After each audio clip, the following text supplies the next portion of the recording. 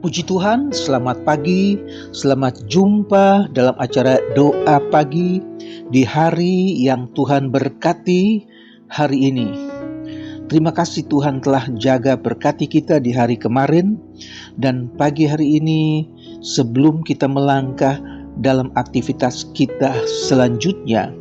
Terlebih dahulu saya ajak kita berdoa dan kita akan mendengarkan firman Tuhan. Mari kita berdoa. Bapa yang ada dalam surga, dalam nama Tuhan Yesus Kristus, kami mengucap syukur Tuhan pimpin kami di hari yang baru. Kami akan mendengarkan firman Tuhan. Minta Roh Kudus terangi hati pikiran kami, supaya apa yang kami dengarkan firman-Mu akan kami dengar dengan pengertian, kami akan mengerti firman Tuhan, dan kami lakukan dalam kehidupan kami. Pimpin doa pagi ini dengan nama Tuhan Yesus Kristus. Haleluya. Amin. Puji Tuhan, saudara-saudara, saya akan bacakan ayat yang diambil dalam kitab Wahyu pasal yang kedua, ayat yang kedua dan ketiga. Firman Tuhan datang kepada jemaat di Efesus. Ayat 2 katakan, "Aku tahu segala pekerjaanmu, baik jerih payahmu maupun ketekunanmu. Aku tahu bahwa engkau tidak dapat sabar terhadap orang-orang jahat, bahwa engkau tahu telah mencobai mereka yang menyebut dirinya rasul, tetapi yang sebenarnya tidak demikian, bahwa engkau telah mendapati mereka pendusta." Saudara, Efesus artinya yang dirindukan, saudara-saudara.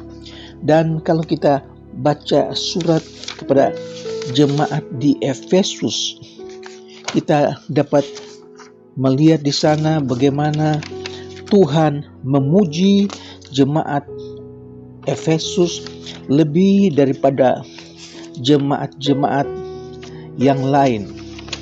Tetapi ada yang Tuhan lihat kepada jemaat yang terdapat di Efesus, sehingga Tuhan mencela mereka.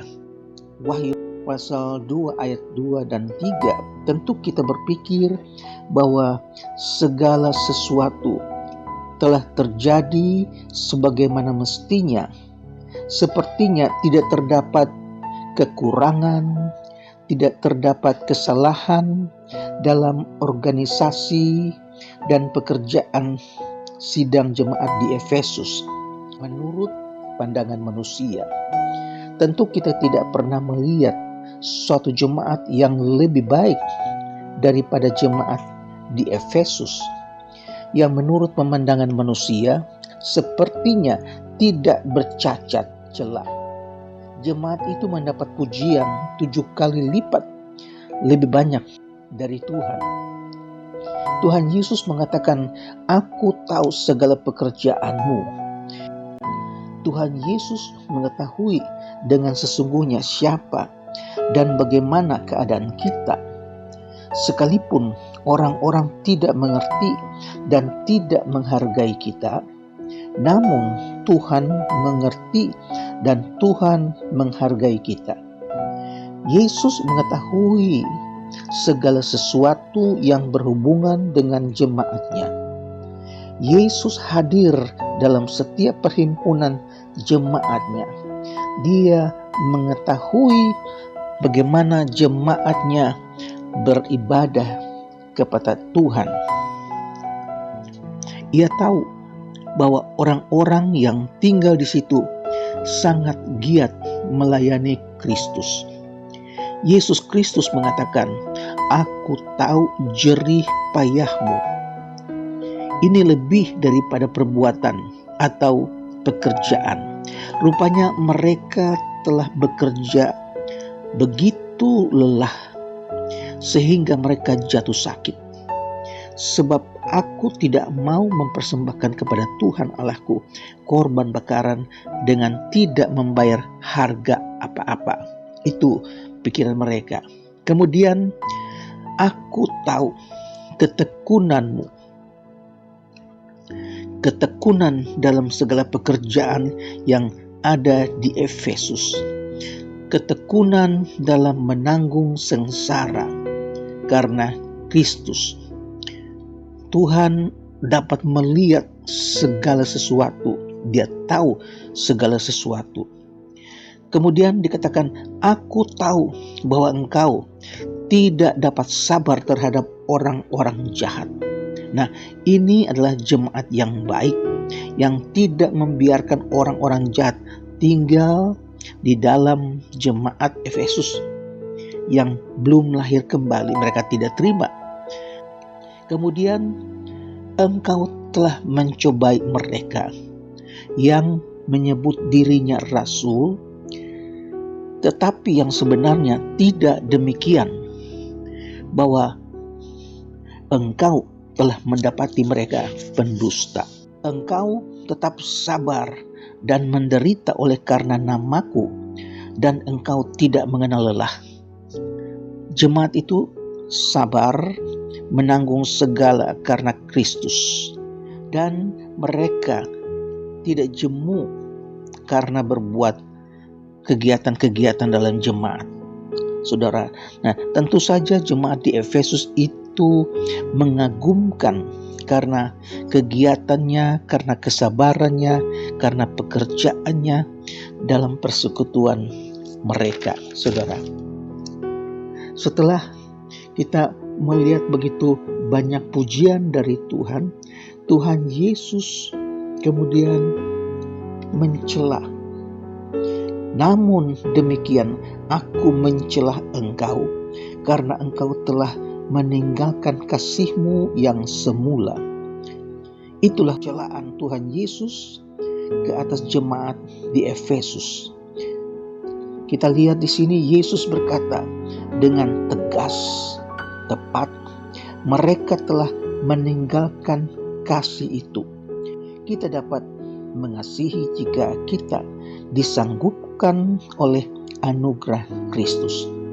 Nah, apakah kasih yang semula itu? Bagaimanakah kasih itu ditinggalkan?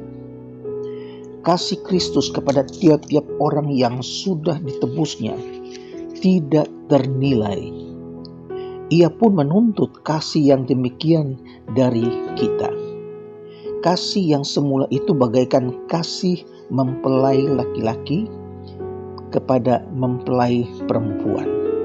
Kasih Kristus kepada jemaatnya digambarkan sebagai kasih mempelai laki-laki terhadap mempelai perempuan, dan kasih jemaat terhadap Kristus digambarkan sebagai kasih mempelai perempuan terhadap mempelai laki-laki.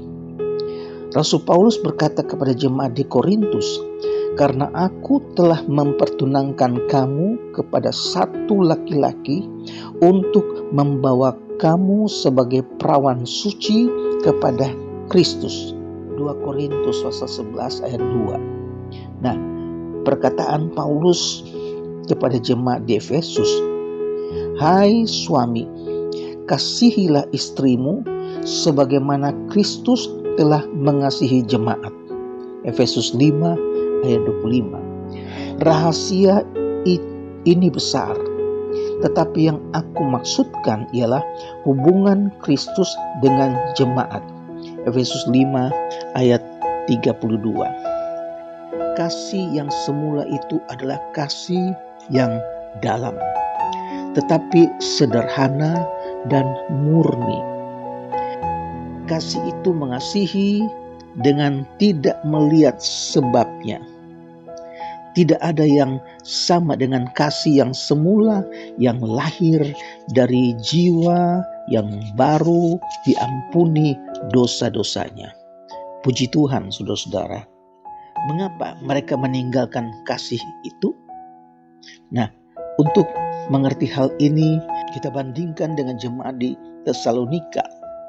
Jemaat di Tesalonika mempunyai kasih yang mendalam terhadap Kristus dan mereka sangat giat melayani Kristus.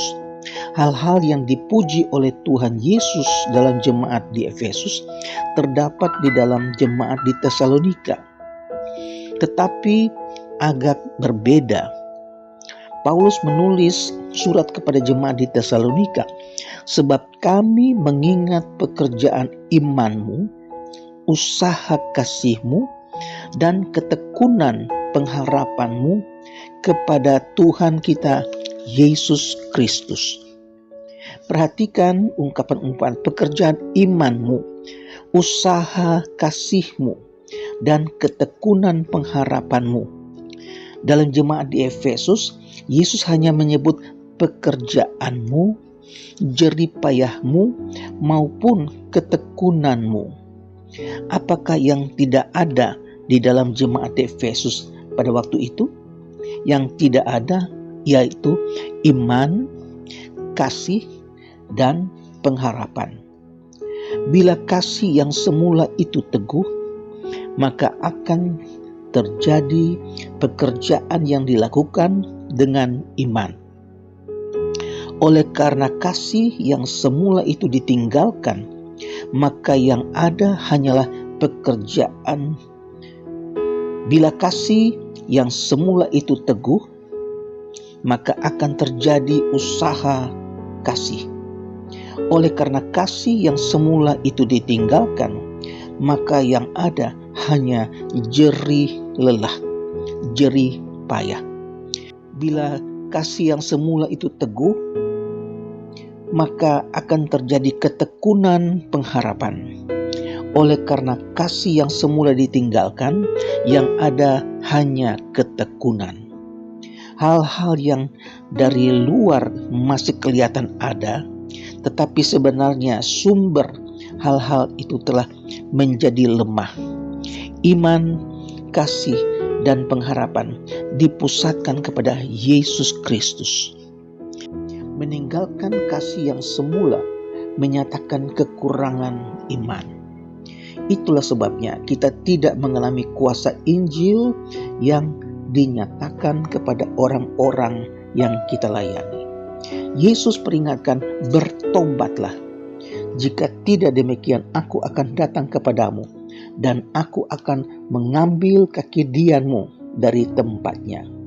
Jika engkau tidak bertobat, walaupun masih ada pekerjaan-pekerjaan yang baik, namun Tuhan Yesus akan mengambil kaki dian kita. Kita akan terasing dari berkat dan persekutuan dengan Kristus, walaupun mungkin kita masih sibuk dalam pekerjaan Tuhan, karena tanpa disadari pelita kasih itu telah padam.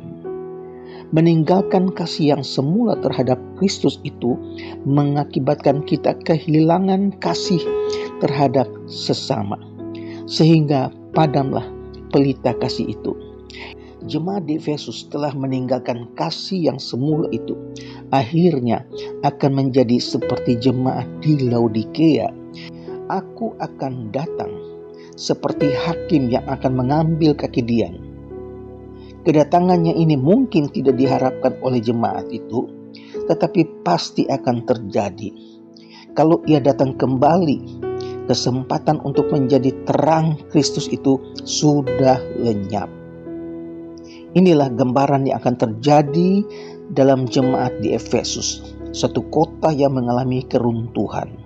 Sekalipun Rasul Paulus sudah bekerja siang malam dengan cucuran air mata, namun hal itu terjadi juga.